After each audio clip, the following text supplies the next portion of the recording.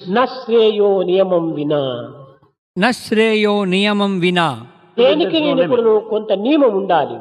அனைத்திற்கும் ஒரு வரையறை இருக்க வேண்டும். ఈ అగ్నిస్వరూపమైనటువంటి యొక్క బ్రహ్మతత్వాన్ని గుర్తించే నిమిత్తము ప్రాచీన కాలం నందు యజ్ఞయాగాదులు ప్రారంభిస్తూ వచ్చారు.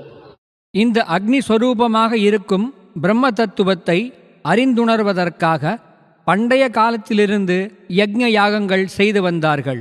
మనోభీష్టమును నెరవేర్చుకునే నిమిత్తము కాదు, விருப்பங்களை நிறைவேற்றிக் கொள்வதற்காக அல்ல, వాంఛలను చెల్లించుకునే నిమిత్తము కాదు, தன்னுடைய ஆசைகளை நிறைவேற்றிக் கொள்வதற்காக அல்ல, బాధలను పోగొట్టుకునే నిమిత్తము కాదు, துன்பங்களை போக்கிக் கொள்வதற்காக அல்ல, కష్టములను విసర్జించే నిమిత్తము కాదు, கஷ்டங்களிலிருந்து விடுபடுவதற்காக அல்ல, కేవలము ఆత్మానందమును పొందే నిమిత్తమే యజ్ఞయాగాదులు ప్రారంభించారు.